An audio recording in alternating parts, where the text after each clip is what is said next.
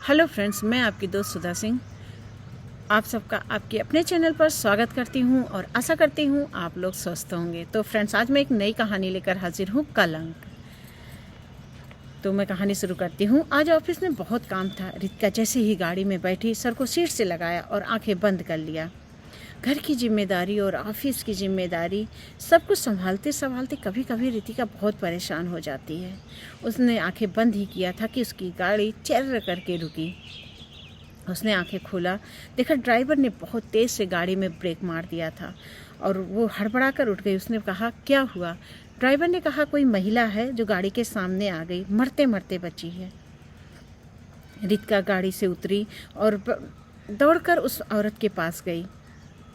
करीब वो 16 साल की एक प्रेग्नेंट लड़की थी। रितिका उसे संभाल कर उठाती है और एक बेंच पर बैठाती है।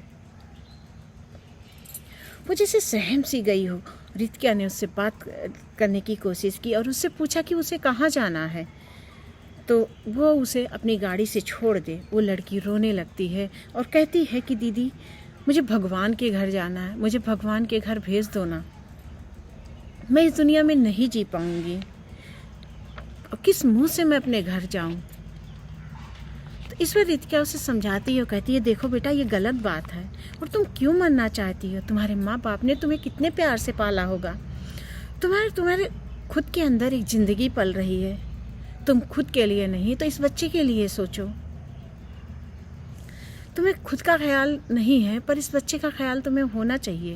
तो वो लड़की कहती है, नहीं दीदी, मुझे किसी की परवाह नहीं है, किसी को मेरी चिंता नहीं है। मैं माँ बाप के लिए कलंक हूँ। मैंने अपने भाई की नज़र नीची की, मैं गुनहगार हूँ। रोते हुए उस लड़की ने रितिका से कहा। रितिका समझ नहीं पा रही थी कि ये लड़की ऐसे क्यों बोले जा रही है। उसने उस लड़की को पहले चुप कराया और उससे पूरी बात बताने के लिए कहा। उस लड़की ने जो बताया तो रितिका की आंखें खुली की खुली रह गईं। उसने लड़की को उठाया और उसे महिला निकेतन की तरफ वो लेकर चल पड़ी। रास्ते भर दोनों गुमसुम सी बैठी हुई थी। ऐसा लग रहा था जैसे किसी ने उसके अतीत को छेड़ दिया हो। जैसे ही उसने उस लड़की को महिला निकेतन में छोड़ा और अपने घर के लिए रवाना हुई। घर पहुंचते ही जैसे ही उसकी गाड़ी गेट के सामने रुकी, एक प्यारी सी बच्ची मम्मा मम्मा कहकर रितिका से लिपट गई। अरे, अभी तक मेरा बच्चा सोया नहीं, नींदू नहीं किया? रितिका ने उसे बाहों में उठा लिया। बच्ची के पीछे एक बूढ़ी औरत आई और उसने रितिका का लैपटॉप और बैग हाथों में ले लिया। दाई माँ, आज गुड़िया हमारी सोई नहीं? हाँ बिटिया, आज बहुत देर से तुम्हारा वेट कर रही थी, बार बार दरवाजे पर आकर तुम्हें देखती और जब मैं इसे सुलाने के लिए बिस्तर में ले जाती तो ये भागकर फिर बाहर आ जा रही थी। अच्छा, कोई बात नहीं, आज मम्मा बेबी को सुलाएगी। उसने उस बिटिया को गोद में लिया और वो उसे सुलाने के लिए कमरे में लेकर चली गई। उसने उस बच्ची को सुलाया और नाश्ते के लिए बाहर रूम में आ गई। उसने जैसे ही नाश्ते को खाने को मुंह में एक और तोड़ के रखा, उसने दाई माँ से पूछा, दाई माँ, क्या छोटी ने खाना खा लिया है? जी हाँ बिटिया, छोटी बिटिया ने खाना खा लिया और वो आराम से सो रही हैं, उन्होंने दवा भी ले लिया है। रितिका ने खाना खाया और छोटी बहन के कमरे की तरफ देखा। उसकी छोटी बहन गीतिका जो एक सुकून की नींद सो रही थी। रितिका ने उसे देखा और सुकून की सांस लिया और कमरे में आ गई। उसकी छोटी सी गुड़िया सो रही थी। उसने उसे प्यार किया और जैसे ही आंखें बंद की, उसे लगा उसे किसी ने झकझोर के रख दिया हो। उसे दिन की सारी घटना याद आ रही थी। उसे लग रहा था जैसे किसी ने उसके अतीत को झकझोर दिया हो। वो अपने ख्यालों में खोती चली गई।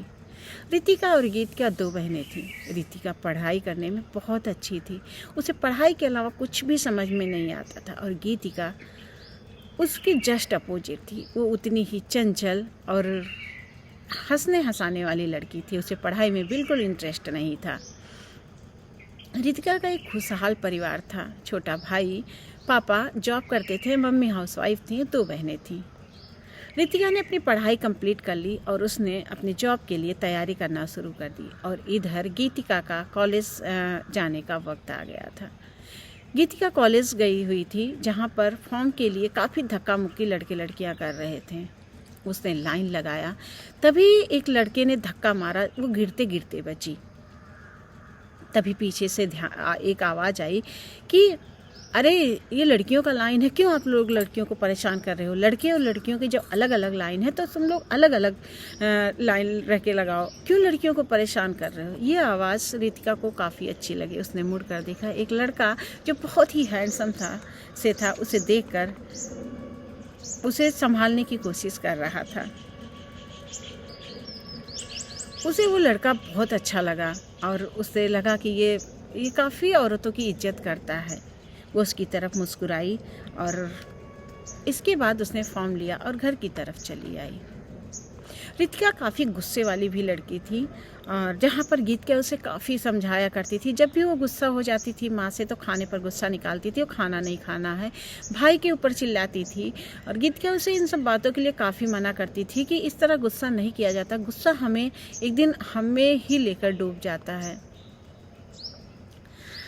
जहाँ गीतिका पढ़ाई में बहुत ज़्यादा तेज़ थी, वहीं पर रितिका हमेशा अपने सोशल मीडिया पर बिजी रहती थी। उसे सजने संवरने का काफ़ी शौक़ था, तो वो अक्सर जब भी कॉलेज जाती थी तो सज के संवर के जाती थी, जो कि गीतिका उसे अक्सर मना करती थी कि कॉलेज जा रही हो, कहीं कोई किसी फैशन शो में नहीं। तो इस पर रितिका काफ़ी गुस्सा भी करती थी कि दीदी आप अपनी तरह मुझे मत बनाइए।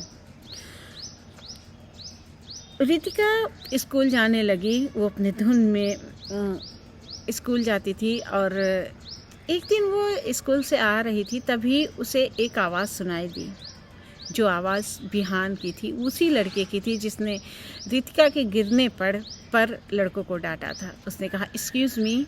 तो जैसे ही रितिका मुड़ के देखती है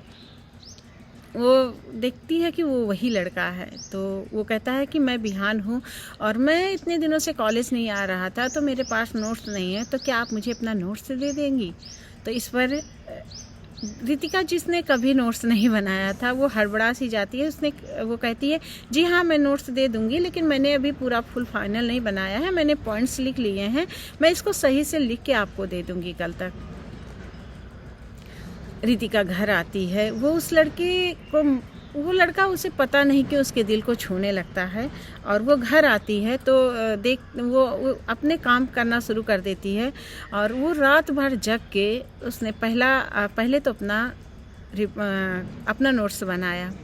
घर में भी काफ़ी लोग, गीतिका और उसकी मम्मी सोच रही थी कि ये पढ़ाई कब से करना शुरू कर दी, इसने तो कभी किताब को हाथ भी नहीं लगाया और ये आज क्यों पढ़ रही है। लेकिन उन लोगों को लगा कि शायद कॉलेज जाने लगी है, इस वजह से ये पढ़ाई करने लगी है। गीतिका काफ़ी खुश होती है कि उसकी बहन को कम से कम सद्बुद्धि आई। रितिका पूरी रात जाकर नोट्स बनाती है और दूसरे दिन वो नोट्स लेकर कॉलेज पहुंचती है, लेकिन कॉलेज उस दिन वो लड़का नहीं आया रहता है। वो कॉलेज में चेक करती है, कई जगह वो देखती है, पर वो लड़का उसे दिखाई नहीं देता। वो काफ़ी अपने आप पे गुस्सा होती है कि मैंने जिसके लिए पूरी रात जग के नोट्स बनाए, आज ही वो गायब है और मैं ही पागल थी जो उसके लिए मैंने इतना मेहनत किया। और वो घर आती है और अपना बैग बिस्तर पर फेंक कर सो जाती, क्योंकि वो रात भर जगी हुई रहती है। दूसरे दिन जब वो कॉलेज जाती है तो वो लड़का फिर उसे गेट पर ही मिलता है। वो कहता है सॉरी कल मैं नहीं आ पाया था, पापा को कुछ काम था, तो मैं पापा के काम से बाहर चला गया था, तो मैं नहीं आ पाया, क्या आपने नोट्स बनाया है? तो इस पर रितिका उसे जब देखती है तो खुश हो जाती है, कहती हाँ मैंने बनाया है नोट्स, ये लीजिए और हाँ प्लीज़ मुझे जल्दी दे दीजिएगा क्योंकि मुझे भी पढ़ना रहता है। वो लड़का मुस्कुराने लगता है, वो कहता है ठीक है मैं दे दूँगा, ये मेरा नंबर है आप रख लीजिए और अगर आपको जल्दी ज़रूरत होगी तो आप बता दीजिएगा, मैं ला के आपको दे दूँगा और वरना मैं अपने नोट्स कंप्लीट करके आपको दूँगा। तो कहती है ठीक है। वो नंबर पाके काफ़ी खुश होती है। अब तो वो जब उसका नंबर पा जाती है तो उसे व्हाट्सएप वगैरह पर गुड मॉर्निंग और गुड नाइट का मैसेज करने लगती है। वो लड़का भी उसे देखता है तो थोड़ा बहुत जवाब देने लगता है और इस तरह दोनों में हल्की फुल्की बातचीत शुरू हो जाती है और मन ही मन जो है गीतिका विहान को पसंद करने लगती है। उसे वो लड़का अच्छा लगता है, उसकी बातें अच्छी लगती हैं। वो अक्सर अब खाना खाकर पढ़ने बैठ जाती थी और मम्मी और उसकी बड़ी बहन गीतिका ये देखकर काफ़ी हैरान होने लगी थी कि चलो कम से कम गीतू ने कलम तो उठाया, कम से कम उसने किताब को तो देखा। वो उन्हें मेहनत से पढ़ते हुए देखकर काफ़ी खुश होती थी। इस तरह गीतू भी सोचती थी कि वो अच्छे से पढ़ेगी तो वो लड़का उसे जो है पसंद करने लगेगा। वो उसके ख्यालों में रात दिन रहने लगी। वो उसके प्यार में धीरे धीरे डूबती जा रही थी। उसने कभी भी बिहान के बारे में जानने की ना कोशिश की, ना उसकी सच्चाई जानने की कोशिश की। गीतू की नज़र में बिहान जैसा कोई लड़का नहीं था। वो सारे लड़कों में सबसे ही अच्छा और सुपीरियर लड़का था। उसने बिहान के पीछे छुपे हुए चेहरे को नहीं वो देख पाई, जो चेहरा सच में भयानक था। तो फ्रेंड्स, भाग 1 कलंक यहीं पर मैं समाप्त करती हूँ। भाग 2 के लिए आप लोग मेरी कहानी फिर देखिएगा। तब तक के लिए bye. Thanks for watching friend.